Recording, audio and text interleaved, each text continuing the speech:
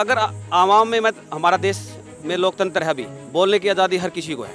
अगर कोई गलत करता है ना, चाहे मोदी होगा चाहे कोई भी पार्टी होगी, ऐसा नहीं कि हम बीजेपी के खिलाफ है या कांग्रेस के, कोई भी पार्टी अगर गलत करती है तो सत्ता परिवर्तन होता है। वकीलों को क्या निजी तौर पे क्या दिक्कत हुई है आप लोग? वकीलों को तो किसी भी सरकार से कोई प्रॉब्लम नहीं होती, लेकिन जनता की जो प्रॉब्लम है वो वकीलों की प्रॉब्लम है। वकील कहाँ से आते हैं? लोगों से ही, लोगों से जुड़ाव है। हम भी एक सामाजिक हैं, तो इसलिए समाज की जो समस्याएं हैं उनको देखते हुए हम इसके खिलाफ वोट दे रहे हैं। आज जो है ना, आज बीजेपी का जो है ना वो चरम सीमा पे है।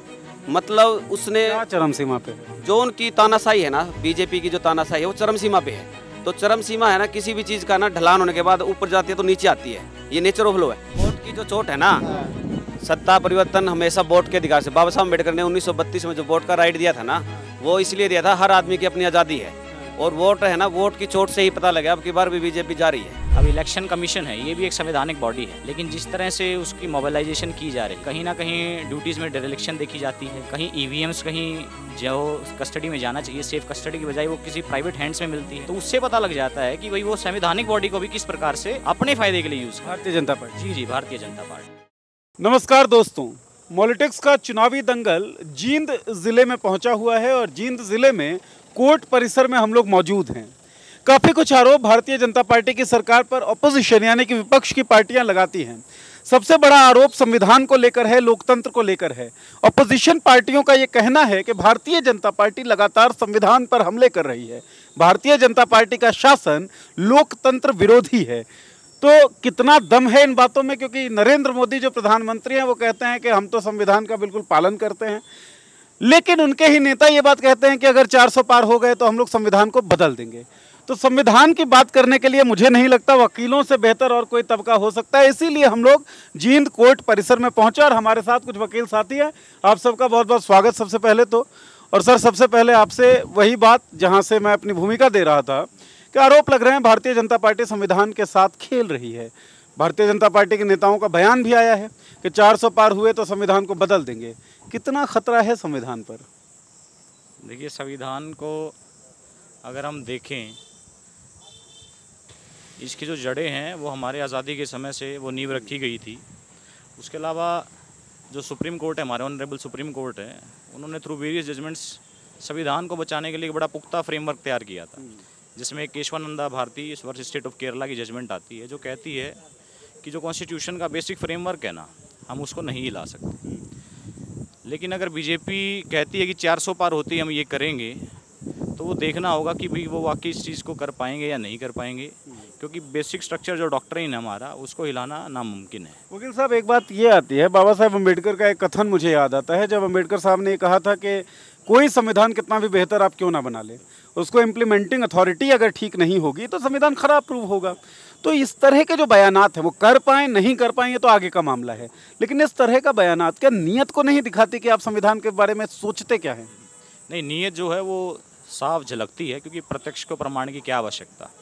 अब इलेक्शन कमीशन है, ये भी एक संवैधानिक बॉडी है, लेकिन जिस तरह से उसकी मोबिलाइजेशन की जा रही है, कहीं ना कहीं ड्यूटीज़ में डिरेक्शन देखी जाती है, कहीं ईवीएम्स कहीं जो कस्टडी में जाना चाहिए सेफ कस्टडी की बजाय वो किसी प्राइवेट हैंड्स में मिलती है, तो उससे पता लग जाता है कि भाई वो संवैधानिक बॉडी को भी किस प्रकार से अपने फायदे के लिए यूज़। भारतीय जनता पार्टी। जी, भारतीय जनता पार्टी। भारतीय जनता पार्टी संवैधानिक बॉडीज़ जो हैं, संस्थाएं जो हैं, उनको भी अपने फ़ायदे के लिए यूज़ कर रही हैं। सर, आपकी उम्र काफ़ी है, बड़ा आपने देखा होगा, बड़ी सरकारें देखी होंगी, क्या पहले नहीं करती थी सरकारें ऐसा?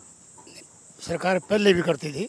इमरजेंसी में संविधान में बहुत अमेंडमेंट हुए, लेकिन हमारे लोकतंत्र इतना मजबूत है, हमारे लोग इतने जागरूक हैं, सरकार को बदल देंगे जो ऐसा गलत काम करेगी। तो जब हम जागरूक हैं, नहीं चेंज हो सकता। कई लोग, जैसे पत्रकारों का तबका, कई शिक्षाविदों का तबका, जो बुद्धिजीवी कहे जाने वाले लोग हैं, उनका तबका कहता है कि इस तरह की चीज़ें पहले भी होती रही, लेकिन भारतीय जनता पार्टी में इंटेंसिफाई हो गई, बहुत ज़्यादा हो गया। तो ऐसा कुछ आपको लगता है क्या? थोड़ा थोड़ा लगता है। अच्छा, किस कारण से लगता है? इस तरह ये केजरीवाल जी के पीए पकड़े हैं, उन्होंने 5 दिन का क्या रिकवर करना है? 5 दिन का पुलिस रिमांड, सिंपल मारपीट है, 5 दिन का क्या है? तो ये पहले इतना नहीं था, हेल्दी लड़ाई थी, पीछे नहीं पड़ा करते, पीछे पड़ने लगे। कानून बनाने की बात अगर करें, कानून बनाना काम होता है ना संसद का, कानून बनाते हैं, जिसके लिए कानून बनाते हैं वो सड़कों पर पड़े रहते हैं, साल भर वो रहते हैं, 700 750 किसानों की मौत हो जाती है, उसके बाद आप कानून वापस लेते हैं। तो संविधान के आलोक में इस तरह का कानून जो जन विरोधी जनता को ही लगता है जिसके लिए आप बना रहे हैं, इसको आप किस तरीके से देखते हैं, किस तरह की मंशा आपको दिखती है? जो जन विरोधी कानून बनते हैं, जनता जागरूक होगी तो अपने आप वापस लेने पड़ेंगे। जिस तरह किसान आंदोलन वापस दिया, ठीक है, तो लोगों को जागरूक होना पड़ेगा अपने अधिकारों के लिए। अगर हम जागरूक नहीं होंगे तो फिर वो कैसे करो। चलिए, जागरूक लोगों को होना पड़ेगा सर। हर 5 सालों में इम्तिहान आता है, सरकारों का इम्तिहान का समय है, तो लोगों ने तो जितना जागरूक होना था, जो होना था हो चुके होंगे, काम वाम देख लिया होगा, अब तो मार्किंग करनी है। तो क्या लगता है आपको, मार्किंग किन मुद्दों पे होनी चाहिए? पहले तो आपका न्यूज़ चैनल के माध्यम से सबका धन्यवाद करते हैं, जो एक आम आदमियों की आवाज़ आप उठा रहे हैं। बात संविधान की है, संविधान के ऊपर प्रहार की बात है। जो जैसे मान लो अभी नियर आपने देखा होगा कि चंडीगढ़ में इलेक्शन हुए थे, तो वहाँ पे जो उन्होंने अपने सत्ता के जोर में जो उन्होंने वहाँ पे धांधलेबाजी की थी, आंखों के सामने कैमरा लगा और उसके बाद वो ज़बरदस्ती उसको जितवा रहे हैं। उसके बाद सुप्रीम कोर्ट ने उसमें इंटरफेयर किया। इंटरफेयर करने के बाद बीजेपी को बैकफुट पे लिया और वहाँ पे दूसरी पार्टी की सरकार बनी, दूसरी पार्टी का जो चेयरमैन बना। ये सब ने देखा है, अपनी आंखों से देखा है।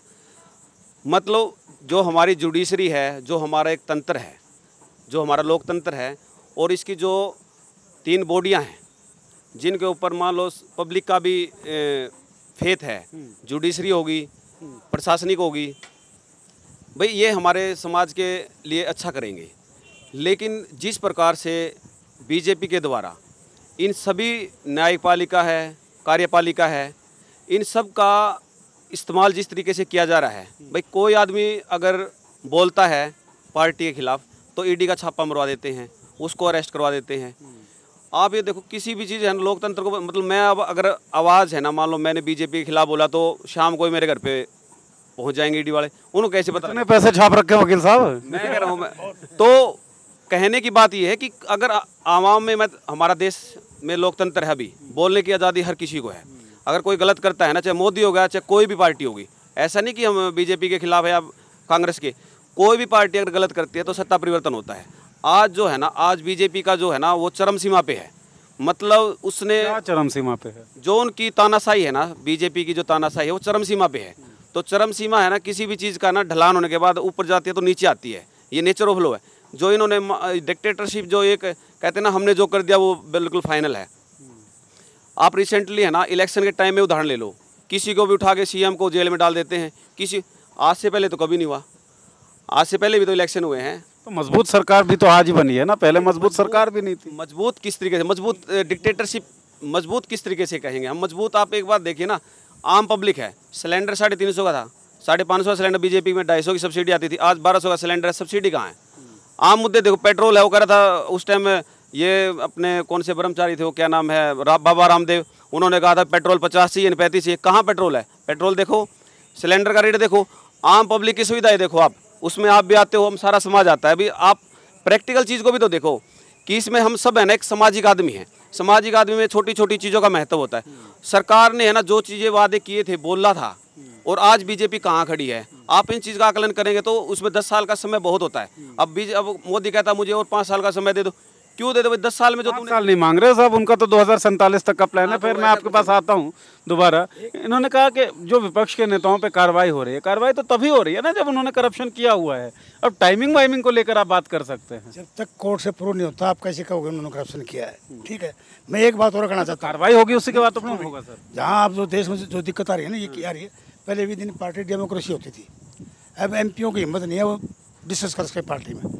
विद इन पार्टी डिस्कशन होना चाहिए। अगर हेल्दी डिस्कशन होगा तो गलत फैसले नहीं होंगे। अब ऊपर से प्रधानमंत्री जो फैसला कर देता है वो विरोध नहीं कर सकते, इसीलिए ये जाती हो रही है। केजरीवाल ने एक आरोप लगाया कि 1 पार्टी 1 नेशन 1 लीडर के कॉन्सेप्ट पे बीजेपी आगे बढ़ रही है, और वकील साहब यही बात कह रहे थे कि एक आदमी कुछ कहता है वही पूरी पार्टी मानती है। वहाँ के विद इन पार्टी भी डेमोक्रेसी नहीं है। आपको लग रहा है देश इस तरीके से कुछ 1 नेशन 1 लीडर की तरफ बढ़ रहा है? बिल्कुल, इस बात से मैं बिल्कुल सहमत करूँगा। क्या असर पड़ेगा इसका? इससे फ़र्क ये पड़ेगा, बेसिकली डेमोक्रेसी क्या है? डेमोक्रेसी में क्या सबको अपनी बात रखने का हक हो, विचारों की आज़ादी होती है। अब क्या है, सारा तंत्र यंत्र प्रशासन वो सिर्फ एक ही आदमी की सुनने के पीछे आमद है। एक आदमी ने जो फैसला कर लिया उसके पीछे हम बिना सवाल किए और डेमोक्रेसी में क्या संविधान क्या आज़ादी देता था, पूछो जानो, आपको कोई समस्या है तो बताओ, अपनी आवाज़ उठाओ। आज वो आवाज़ उठाने का दमखम कोई नहीं रखता। इवन आप इलेक्टेड जो लोग दमखम रखते हैं भैया उनके खिलाफ कार्रवाई भी तो होती जी बिल्कुल होती है। है। तो जब ये सब हो रहा है सर, आपके पास में आता हूँ, जब ये सब हो रहा है, कह रहे हैं कि संविधान को भी इम्प्लीमेंट करने की नीयत पे खतरा है, विपक्षी जो नेता हैं उनके खिलाफ द्वेषपूर्ण कार्रवाई होती है, जो लोग बोलते हैं उनके खिलाफ कार्रवाई होती है, ऐसे में वकील क्या करें? कुछ ड्यूटी व्यूटी आप लोगों की बनती है इन सब स्थितियों से लड़ने के लिए? बिल्कुल बनती है और वकील इसमें बढ़ चढ़कर भाग ले रहे हैं। सुप्रीम कोर्ट के भी काफ़ी सारे वकीलों ने ईवीएम पे भी सवाल उठा के उसका भी विरोध करने का मूवमेंट चलाई हुई है। और जो मेन चीज़ है वो नीयत और नीति की होती है। जैसे बाबा साहब ने बोला था कि संविधान भी अच्छे से काम जब करेगा जब नीयत ठीक होगी। तो इन दो आदमियों की, मोदी की और अमित शाह की जो नीति है ना, इसी पे शक है। दो आदमी बेच रहे हैं, दो खरीद रहे हैं, बाकी पूरा देश थाली और ताली बजा रहा है। जो इन्हें अगर ढोंग है ना, ये ढोंग वकील ही खत्म करेंगे इनका। और कैसे खत्म करेंगे, क्या प्लान है? बिल्कुल बिल्कुल, अभी वकीलों ने सतपाल ब्रह्मचारी जी को भी यहाँ से पूरा समर्थन दिया है, सोनीपत लोकसभा सोनीपत लोकसभा से। और हर तकरीबन पूरे की जहाँ पे भी जो कांग्रेस का कैंडिडेट या गठबंधन का कैंडिडेट जाता है, तो जो ये बीजेपी का अन्याय है इसके खिलाफ वकील उसमें बढ़ चढ़कर भाग ले रहे हैं। अब की बार वकीलों का वोटिंग भी बहुत अच्छा बीजेपी के खिलाफ होगा। हम बिल्कुल, आपका होगा कि वकीलों का, सबका होगा? सभी वकीलों का होगा, काफी सारे हमारे साथी हैं, सभी का। वोट की जो चोट है ना, सत्ता परिवर्तन हमेशा वोट के अधिकार से। बाबा साहब अम्बेडकर ने 1932 में जो वोट का राइट दिया था ना, वो इसलिए दिया था, हर आदमी की अपनी आज़ादी है। और वोट है ना, वोट की चोट से ही पता लगा। अब की बार भी बीजेपी जा रही है। अच्छा, हाँ जी, तो वो नारा ही दे रहे हैं? नारा ही दे रहे हैं, हम तो बता रहे हैं कि वोट की चोट सबसे बड़ी चोट होती है अंदर। तो हमारा मीडिया के माध्यम से आपको बहुत बधाई देते हैं हम, क्योंकि किसानों के साथ भी जो चीज़ें पीछे हुई हैं, और उसके बाद जो जितना भी देश में इन्होंने तानाशाही की है, तो उसका रिजल्ट इनको 4 तारीख को पता लग जाएगा भाई। वकील वोट की चोट देने वाले हैं, बात मानते हैं जी आप? ये बिल्कुल मान रहे हैं सर। ये सारे आप लोग एक बात बताइए, ये कांग्रेस के कार्यकर्ता तो नहीं है आप लोग? हम पार्टी से तो दूसरी से बिलोंग करते हैं, लेकिन जो सरकार की कारगुजारी है उसके विरोध स्वरूप हम ये सारी बातें कर रहे हैं। क्योंकि वकीलों को क्या निजी तौर पे क्या दिक्कत हुई है आप लोग? वकीलों को तो किसी भी सरकार से कोई प्रॉब्लम नहीं होती, लेकिन जनता की जो प्रॉब्लम है वो वकीलों की प्रॉब्लम है। वकील कहाँ से आते हैं? लोगों से ही, लोगों से जुड़ाव है। हम भी एक सामाजिक हैं, तो इसलिए समाज की जो समस्याएं हैं उनको देखते हुए हम इसके खिलाफ वोट दे रहे हैं। और जहाँ तक मुझे लग रहा, लोकतंत्र के अंदर अगर कोई भी किसी भी प्रकार की, किसी भी तबके की अनदेखी करती है, तो उसका वोट से जवाब दिया जाता है, और उसका वोट से जवाब देने के लिए लोग तैयार हैं। और यहाँ से मैं किसी पार्टी विशेष से नहीं हूँ, सतपाल ब्रह्मचारी जी लोकसभा से यहाँ विनर हो रहे हैं। 2 लोगों ने सतपाल ब्रह्मचारी जी का नाम लिया है, क्यों? मतलब सतपाल ब्रह्मचारी का समर्थन क्यों? एक बाहरी आदमी है, पूरी राजनीति हरिद्वार में की इनकम्बेंसी सर, सरकार का विरोध है ये, और कौन किसको हरा रहा है, इसलिए उनको हम जिता रहे हैं। अच्छा, तो सरकार को वोट से जवाब देने के लिए हम उसको सपोर्ट कर रहे हैं। चाहे दूसरी पार्टियों से बिलोंग करते हो, हमारी विचारधाराएं अलग हों, लेकिन हम सरकार के खिलाफ हैं, और ये सरकार जा रही है। अच्छा, बिल्कुल। हरियाणा से या पूरे देश से कह रहे हैं? पूरे देश से ही जा रही है। अच्छा, तो बहुत बड़ी बात कह रहे हैं। एक तरफ मोदी जी कह रहे हैं 400 पार, ये कह रहे हैं सरकार ही जा रही है। कुछ दम लग रहा है कैसे? हैं 400 हार 150 पार। अच्छा, हाँ, इसका क्या मतलब हुआ 400 हार? 400 हार रही है बीजेपी। अच्छा, ये झूठा नारा दे रहे हैं, ढकोसले फैला रहे हैं। अब ये नहीं चलने वाली। पीछे 75 पार का नारा दिया था, कहाँ रहे थे? वही सिचुएशन सेंटर में होगी। अच्छा, सिर्फ दिखावा है, ढोंग है, ढकोसला है, इसके सिवा कुछ नहीं है। एंटी इनकम्बेंसी है, बिल्कुल है, खुल के है, लोगों के जहन में है, और ये आपको दिखाई दे रही है। लेकिन सर, मैं कई जगहों पे जब मैंने बातचीत की तो कुछ लोग ऐसे मिल जाते हैं जो कहते हैं यार हमको कैंडिडेट से मतलब नहीं है, मोदी देश के लिए बहुत कुछ कर रहे हैं तो हम मोदी का समर्थन करते हैं। तो ये मामला होगा आपके ज़िले में भी, आपके घर परिवार में भी, आस पड़ोस में भी? देखिए बिल्कुल होता है जी। कोई किसी के खिलाफ होता तो कोई पक्ष में भी होगा। ऐसा नहीं हो सकता है। ऐसा तो कोई व्यक्ति ही नहीं बना जिसको 100 के 100 चाहने वाले होंगे। अगर ऐसा होगा तो भगवान ही हो जाएगा। कुछ अच्छाई है तो कमियां भी ज़रूर होंगी।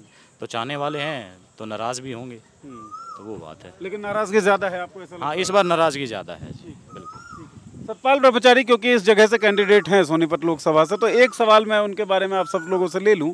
एक आरोप उन पे लगता है कि वो बाहरी आदमी हैं, हरिद्वार में रहे, और फिर यहाँ से उनको टिकट मिल गया, हरिद्वार से भी वो चुनाव लड़े, तो एक बाहरी आदमी का समर्थन क्यों? गलत चीज़ है सर, ये बाहरी नहीं है, गांगुली गांव से बिलोंग करने वाले हैं, उनके अपने डेरे हैं, उनके अपने स्थान और संस्थान है, उनके अंदर आते जाते हैं। पिंडारा के अंदर उनकी अपनी गद्दी है, गांगुली में उनकी गद्दी है, और वहाँ सफीदों में उनकी गद्दी है। यहीं से बिलोंग करने वाले संत आदमी है वो, हैं संत आदमी है, सामाजिक आदमी है। भारतीय जनता पार्टी पे यही आरोप लगता है सर कि संतों और साधुओं को उसने राजनीति में घुसा दिया, तो ये फिर से एक संत राजनीति में घुसेंगे, क्या करेंगे ये? संतों को मारने के लिए संत ही चाहिए था, वो आ गए हैं। अच्छा, इनकी काट उन्हीं के पास है, इसलिए इसको बाहरी नहीं है, भारी है, हैवी है। अच्छा, यस। क्या लगता है सर आपको, बात सही कह रहे हैं क्या ये? नहीं, बिल्कुल पता है क्या, सबसे बड़ी बात यह है, सतपाल ब्रह्मचारी जो है एक सामाजिक आदमी है, तो उनका जो पीछे अगर आप बैकग्राउंड देखेंगे तो पॉलिटिकल रहा है, तो वो एक सामाजिक होने के नाते भाई पार्टी ने उसमें उसकी सहमति जताई है, भाई ये अच्छा काम करेंगे, तो पार्टी के साथ साथ है ना, साथ में सामाजिक जो लोगों की जो भावनाएं हैं वो भी एंटी बीजेपी होने से ही उसका फ़ायदा हो रहा है उनको। अच्छा, लेकिन बीजेपी का जो स्टाइल ऑफ पॉलिटिक्स है हरियाणा के अंदर, वो लगातार नैरेटिव बनाने की कोशिश कर रही थी जाट वर्सेस नॉन जाट का, इसका इम्पैक्ट नहीं पड़ेगा क्या? बाबा आ गया ना, बाबा ने सभी चीज़ों को दाब दिया, जो जो इन्होंने ढोंग करने के यहाँ पे जालसाजी की, उन सब को सतपाल ब्रह्मचारी जी ने दबा दिया है, क्योंकि उनका बिल्कुल करेक्टर है वो प्योर है और सामाजिक रहे हैं। जब वो हरिद्वार में मेयर थे, जब उस गद्दी पे बैठते थे, मेयर की कुर्सी पे बैठते थे, डेली एक आदमी को वो रोजगार देते थे। क्या बीजेपी के पूरे देश में किसी नेता ने आज तक ऐसा किया है? तो सतपाल ब्रह्मचारी की बराबरी तो मोदी से भी नहीं हो सकती। सतपाल ब्रह्मचारी इतने अच्छे इंसान हैं और इस बार लोकसभा में अच्छे खासे वोटों से जीतेंगे और हमें उम्मीद है कि यहाँ पे भी रोजगार देने में काफ़ी कुछ उनका योगदान रहेगा।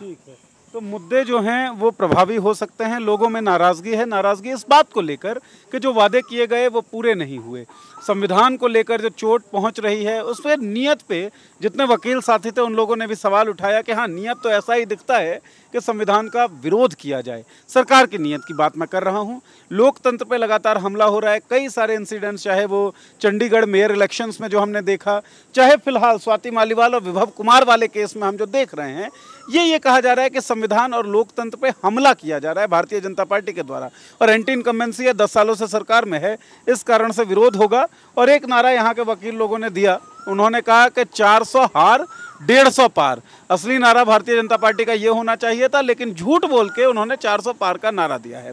बहरहाल होगा क्या ये ना आप जानते हैं, ना हम जानते हैं, ना ही हम भविष्यवक्ता है, लेकिन यहाँ के वकील जितने भी साथी हैं उनका ये मानना है कि इस बार भारतीय जनता पार्टी सरकार से जा रही है, सत्ता से जा रही है, केंद्र में भारतीय जनता पार्टी की सरकार नहीं बनने वाली है, ये जींद कोर्ट के वकील साथियों का मानना है।